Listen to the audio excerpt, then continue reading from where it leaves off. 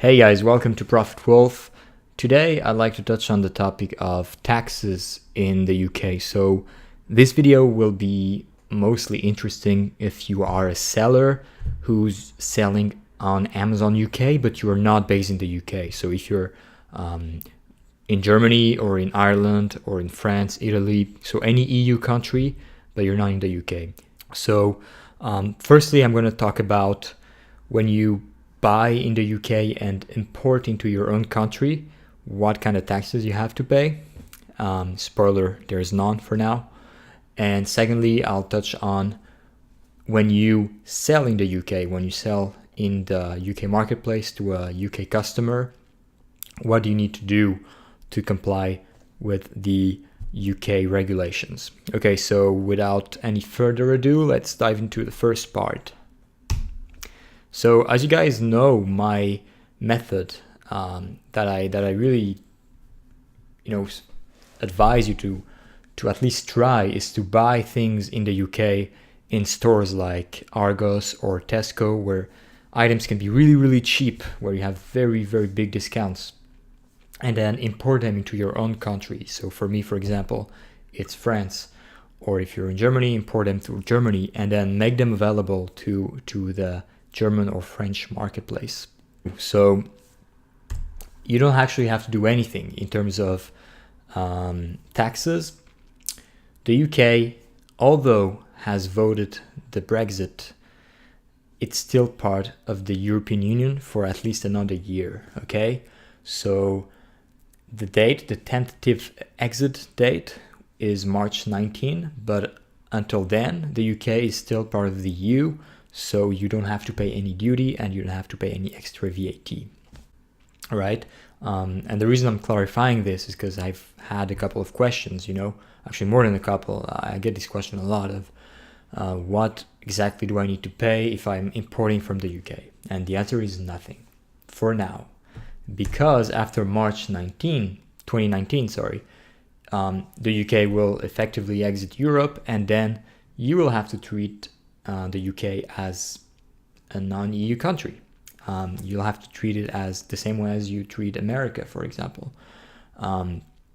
Therefore, you're going to have to pay duty, where you not only pay this 5%. It's an average is 5%. It actually can vary between 0 and 20%, but in average, it's around 5%.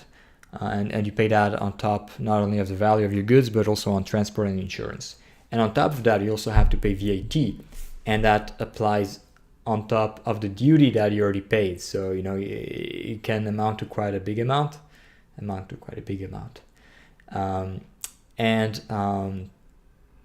So unless you see, how do you say that in English, agreements of free trade like Switzerland have passed between itself and the EU, unless you see the UK do that, you have to assume that this business model won't work as effectively. But until then, we still have a good 1 year of using it. So for now, you don't have to worry about paying any taxes. Use my method as much as you want, and that's it. Second part now,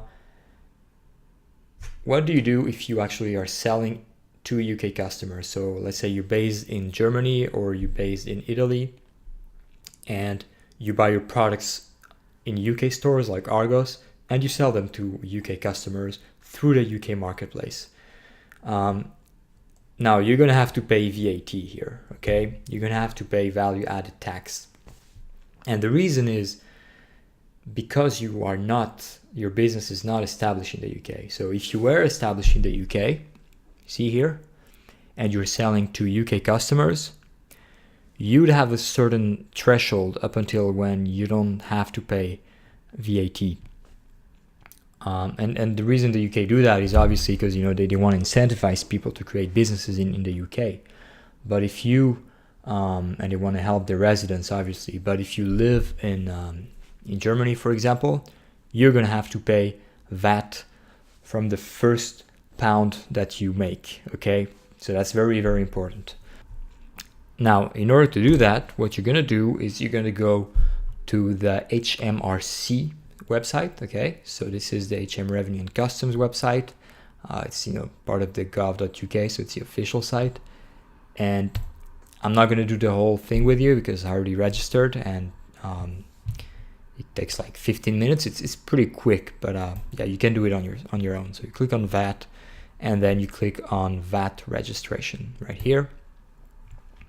And really, I recommend that you read everything. Like, read all the little details, because it's not only interesting to see everything that all the laws about taxes and everything, but it's also important that you don't forget that you need to pay certain taxes, when to pay them, because you can get fined if you don't pay your taxes. So I really encourage you to read everything. So then you click on how to register right here, and then you go to register online. Again, read everything here. Most people that start Amazon FBA, they're sole proprietors, so this is also called sole trader, right? Then you click next, read this thing, and then click next. And here, before actually being able to request a VAT number, you're gonna have to create an account with this portal. So go ahead, create an account. Obviously now I cannot go further because I would have to recreate an account. I already have one, but it's really easy to just ask your information, like what's your address, information about your business, when's your first trading date, things like that. And once you have your account, then you're going to be able to log on to this portal. It's actually really user friendly, and then you can register and get your VAT number. So then it's going to take about a week. I think for me it took like a week. Yeah, so I live in Ireland, so it took a week for the HMRC to process my application and to send me the VAT number. Then I just got the letter, and my VAT number was in there.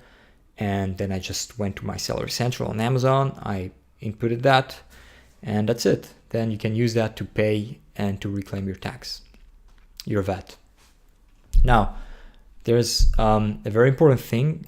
When you're gonna request a VAT number, they're gonna ask you which type of scheme you want.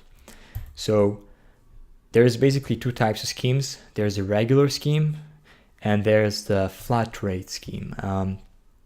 So the difference is that in the regular scheme, you're going to pay only the difference in VAT between what you collected and your purchases. So you're going to, let's say you sold your item for £30. You're supposed to charge a certain VAT to your buyer. So you're supposed to charge 20% VAT to your buyer. And let's say this item that you sold for £30, you bought it for £10. On these £10, you already paid VAT, so you're only gonna pay the difference of these two. Does that make sense? Now with a flat rate scheme, you don't actually get back the initial VAT that you paid. However, you don't pay 20% of what you sold the item for. You actually only pay 7.5%, and that's the flat rate scheme. So let's take an example here. So here's a flat rate scheme, and let's assume that you purchased in a quarter that you had 500 euros or pounds. In this case, it's pounds worth of purchases.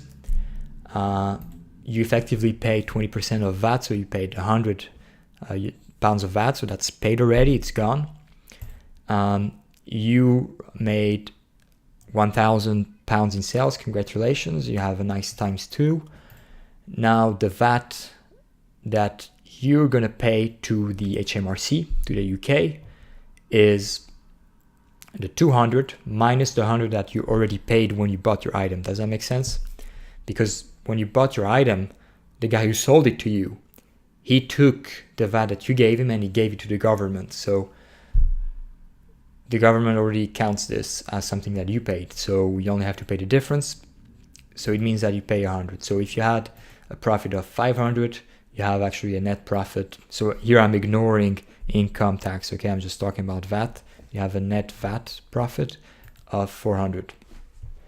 And now let's take a look at the flat rate scheme. Same thing, you purchased 500, you already paid 100, so that's gone, that money is gone, and you had 1,000 in sales. Now the difference is that instead of paying 20% of VAT, you're going to pay 7.5%. But you don't, so you see the difference here is that here you pay the difference, but here you only pay 7.5% to the government, and that's it, that's done. That's all you have to pay. So see VAT payable, 75, and that's your net profit, so it turns out cheaper. So here the difference is not massive, but if you accumulate this, you know, at the end of the year, it can amount to quite a lot of money. The other great advantage of using the flat rate scheme is that it's going to simplify a lot your paperwork. So imagine in the regular scheme, you got to keep track of not only your sales, but also of your purchases. But in the flat rate scheme, if you're a little disorganized, you can actually afford, well, you shouldn't lose them, but let's say you lose your purchase receipts. Well, it's fine because you only have to worry about you only pay VAT on what you sold, okay? You don't have to make the difference. So I hope it makes sense. And that's it for this little presentation. If you have any questions, don't hesitate to let me know. If you're watching this on YouTube, please like and subscribe and hit the bell so you get notified when I upload my next videos. Join the group on Facebook, and that's it for today. See you guys soon. Bye bye.